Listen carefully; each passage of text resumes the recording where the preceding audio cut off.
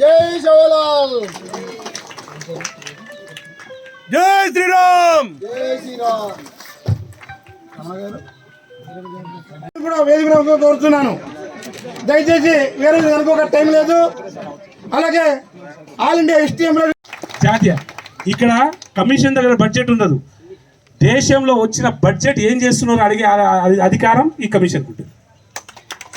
ఈ జిల్లాలో యాడి ఉంది సదా అభ్యర్థం సరిగ్గా తెలుగు సదా అని క్లాస్మేట్గా సార్ ఆదిస్ కరే పూరా వాతే కరే సగిని. కాబట్టి వాళ్ళని వీళ్ళని అర్థం చేసుకుంటా మాట్లాడతా. నేను మీరు చెప్పిన మాటకు వచ్చా, చూద్దా అని వచ్చా. కానీ మిత్రులారా, నేనేదో ఒక్కటి చెప్పగలుగుతా. కమిషన్ ఏందనేది పార్టీల గురించి నేను మాట్లాడకూడదు, బాగుండదు. నాకు ఇచ్చిన ఈ అవకాశం మోడీ గారు. నేను తెలంగాణ వాసిని, మహబూబాబాద్ జిల్లా నాది, గూడూరు మండలం తండా. నేను తండా నుండి మేకలు మేపినోని, మేకలు గొర్రెలు మేపినోని. ఆ స్టేజ్ నుండి వచ్చినోని. ఇక తర్వాత 2 సార్లు ఎమ్మెల్యే, ఒకసారి ఎంపీ కూడా పోటీ చేసిన. అన్నిసార్లు ఓడిపోయినాం. ఇక్కడ ఉన్న పరిస్థితే అక్కడ ఉంది అప్పుడు. కాబట్టి ఆ స్టేజ్ నుండి వచ్చిన వాడిని. ఏమైందో ఏందో తెలియదు కానీ మోడీ గారు నన్ను చూసిరు. మానుకోట కూడా పట్టుకుపోయినా ఎలక్షన్ అప్పుడు. మహబూబాబాద్ 78 సంవత్సరాల చరిత్రలో ఎప్పుడు కూడా అక్కడ ఒక దేశ ప్రధాని వచ్చిన దాఖలు లేవు. మా సొంత దానికి కూడా తీసుకెళ్ళా, అయినా ఓడిపోయింది. అయినా తను చూసిన తర్వాత తన ఇంటెలిజెన్స్ వ్యవస్థ ఎంత ఉంటుంది, పబ్లిక్ పట్ల అవగాహన ఎంత ఉన్నది అనేది నేనే నిదర్శనం. నా లాంటి వాళ్ళు సీనియర్లు చాలామంది ఉన్నారు ప్రతి పార్టీలో. సీనియర్లు, అందులో బంజారా లంబాడి బిడ్డలు చాలామంది ఉన్నారు. నేను వాళ్ళకన్నా జూనియర్ని, దాదాపు 7-8 సంవత్సరాల అనుభవం ఉన్న రాజకీయ నాయకుడిని. ముందుగా నేను వ్యాపారవేత్తని. ఒక గ్రామం నుండి బతికి బయట కట్టి కొంత 100,000 మందికి ఉద్యోగాలు ఇస్తున్నా. गावड़ी छेड़ी चरा जाती जहाँ केवल वेरे खास होएगलो केवल बेबुल वेरे खास नान आदे इंतो కొంత నాకు వీలైనంత వరకు కొంత ఉద్యోగాలు ఇస్తూ నా మారుమూల గ్రామం నుండి వచ్చినోని మా ఊరికి ఏదో సర్వీస్ చేయాలని ఆలోచనతోని మళ్ళీ రిటర్న్ తిరిగి పొలిటికల్కి పోయినా. ఆ పొలిటికల్లో పోతే అట్లా లేదులే, అంత ఆగా ఉంది. కానీ ఏది ఏమున్నా మోడీ గారు నన్ను సెలెక్షన్ చేసిరు. మన ఆదివాసి బిడ్డ ఎవరు? ద్రౌపది ముర్ము రాష్ట్రపతి గారు నన్ను ఎలక్ట్ చేసిరు. మీరు గుర్తుపెట్టుకోవాలి, ఈ దేశంలో 78 సంవత్సరాలు అయింది. మోడీ గారు వచ్చినాక ఒక దళిత బిడ్డ రాష్ట్రపతి అయిన ఘనత ఉంది. ఆ తర్వాత ఒక ఆదివాసీ బిడ్డ మహిళ రాష్ట్రపతిని చేసిన ఘనత మోడీ గారికి దక్కుతుంది. ఇది మాత్రం క్లియర్గా చెప్తున్నా. నేను కూడా అనుకునేవాడిని ఇక కమిషన్ గురించి చెప్తారు 2 ముక్కలు. కమిషన్ ఏం చేస్తుంది అంటే, చాలా మందికి కమిషన్ అంటే ఎవరికి ఏమి తెలియదు. ఒక గ్రూప్ 1 ఆఫీసర్ అంటే ఒక చదువుకున్న వాళ్ళైనా లేదా కలెక్టర్ స్థాయి, కలెక్టర్ ఎస్పీలు ఉంటారు కదా, వాళ్ళకు మాత్రమే కమిషన్ ఏంది, కమిషన్ పట్ల పని ఏంది, కమిషన్ ఏం చేయగలిగితే, కమిషన్ చెప్పిన మాట వినకపోతే ఏం చేస్తుంది కూడా వాళ్ళకు మాత్రమే తెలుసు. వాడి మిత్రుల హామీకైతే మన చిన్నప్పుడు ఉన్నప్పుడు నేనేమనుకున్నా, ఎవరైనా చంపేస్తే పోలీసులు పట్టించుకోకపోతే కొంతమంది ఉంటారు కదా, ఇలా ఇబ్బందులు పెట్టినప్పుడు మేము కమిషన్కి పోతాం అనేటోళ్ళు. నేను కూడా అలాగే కమిషన్కి పోతాం అనేటోళ్ళు. కాబట్టి నిజం కమిషన్ అంటే నాకు తెలియదు అప్పుడు. ఆ రోజు నాకే తెలియదు. అలాంటి కమిషన్లో నన్ను మెంబర్ని చేసిండు. అలాంటి కమిషన్కి నన్ను చేసిన మహానుభావుడు మోడీ గారు.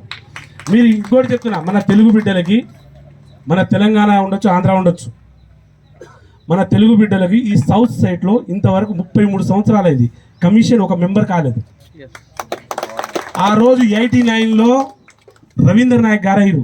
మన మాజీ మంత్రి ఉండే కదా రవీంద్ర నాయక్ 89లో అయ్యారు, 33 సంవత్సరాల క్రితం. ఆ తర్వాత ఫస్ట్ టైం నాకు వచ్చింది, అందులో బంజారా బిడ్డకి. కాబట్టి మిత్రులారా, 33 సంవత్సరాల క్రితం కమిషన్ ఉన్నప్పుడు పబ్లిక్కి పెద్ద అవేర్నెస్ లేదు. అలానే ఇలా నేను ఇప్పుడు మాట్లాడుతున్న వాయిస్ నిమిషాల్లో బయటికి వెళ్ళిపోతుంది. కానీ ఆ రోజు గొంతు దించుకొని వర్లిన పబ్లిక్కి పోయేటప్పుడు లేదు ఆ రోజు. అలానే మన పిల్లలు పబ్లిక్ చదువుకున్న వాళ్ళు కూడా కాదు, ఇవాళ నాకు తెలిసి ఈ దేశంలో కాదు మరీ మన రాష్ట్రంలో అయితే మన తెలంగాణ ఆంధ్ర రాష్ట్రంలో 90% చదువుకున్న వాళ్ళు ఉన్నారు. కానీ అదే 33 సంవత్సరాల క్రితం 30% కూడా లేదు. అంటే అందరికీ తెలుసు, కానీ ఇదేం జరుగుతుందో తెలియదు. సతమతం వచ్చారు సార్, చాలా చక్కగా పనిచేస్తున్నారు, ఇమీడియట్గా రియాక్ట్ ఉంటుంది, పని అవుతుంది ఉద్దేశంతో వచ్చారు.